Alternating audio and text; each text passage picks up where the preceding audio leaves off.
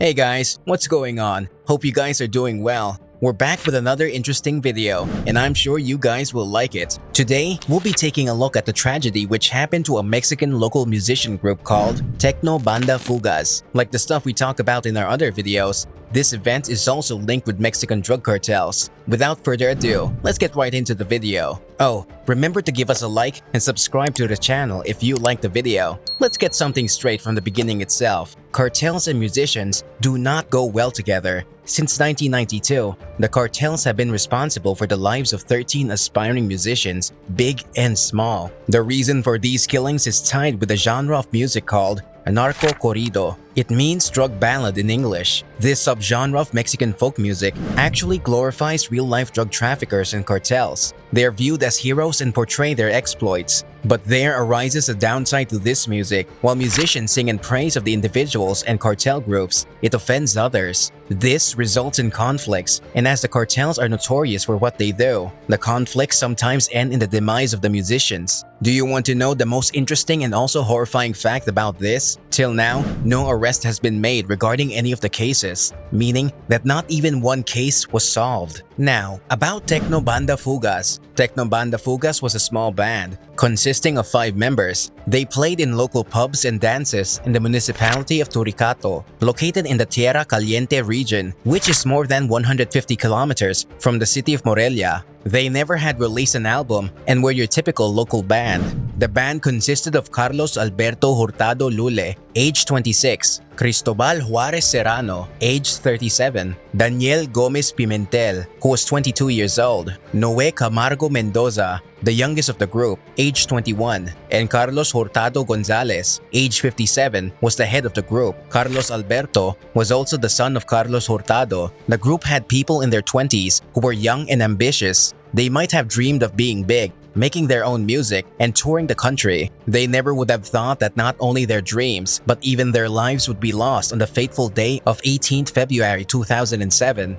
It was just after 4 hours on Sunday morning when the band members were returning from a dance they had played the night before in the neighboring town of Las Caramicuas, municipality of Arroyo de Rosales in Morelia, Michoacán. They arrived at the Mariano Matamoros Square, which is in the municipality of Turicato. In a 1986 model Chevrolet pickup truck, they began to unload their instruments from the truck to return to each of their respective homes after a long and tiring night. The silence of the night was shattered with the sound of AR-15 rifles. Heavily armed cartel commandos were following them and surprised them with a shower of 7.62 caliber bullets. The scene turned bloody within seconds. 3 members of the group, Carlos Alberto Hurtado Lule, Noé Camargo Mendoza, and Cristobal Juárez Serrano, died at the scene. After the gruesome attack, the gunman fled the scene without being identified. Emergency services arrived minutes later. The 2 remaining members of the group were seriously injured, but still had life in them. Daniel Gomez Pimentel, who was originally from Puro Aran,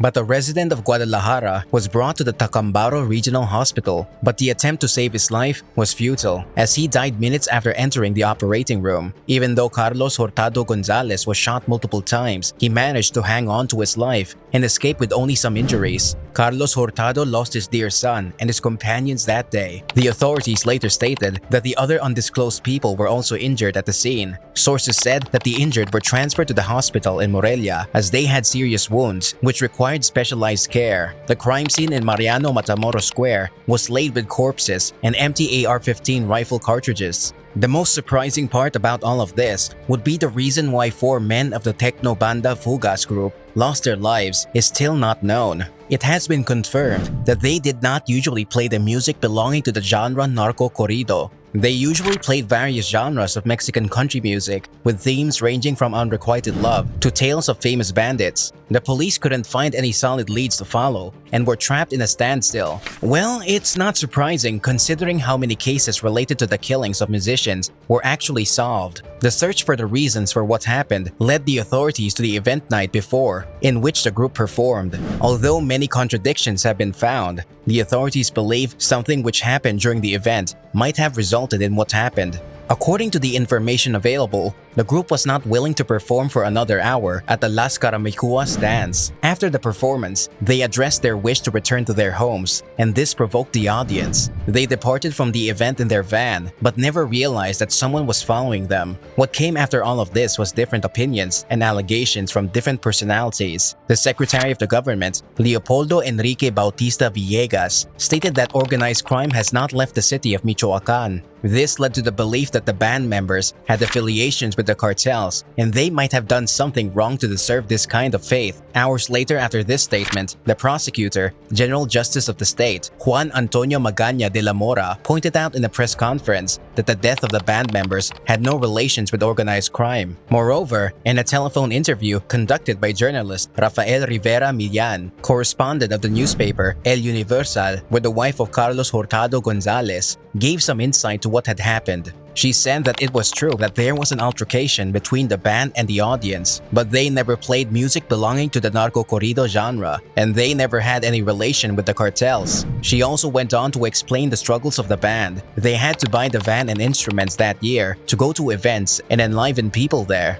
They had financial constraints, and now she had lost a son, and her husband is in serious condition in the hospital because of some heartless people. The sad thing about all of these things is that innocent people had lost their lives, and no justice was provided for them. The people responsible still roam free and instill more terror in the lives of the common. It's no secret that Mexico has been struggling with cartels and drug smuggling for a long time. The series of death of musicians have brought fear to other musicians. Mass cancellations of programs have been reported, and they are genuinely scared to perform. Even after 15 years since what happened to Techno Banda Fugas, none of the victims received justice, and this says a lot about the judiciary system and the police of Mexico. The Techno Banda Fugas still exist, although not big. They have more than 15 members, and they still perform at local programs. What happened to the earlier band members was just a part of a series of incidents. A lot of musicians lost their lives in cruel ways. So, what do you think was the reason for what happened to Techno Banda Fugas?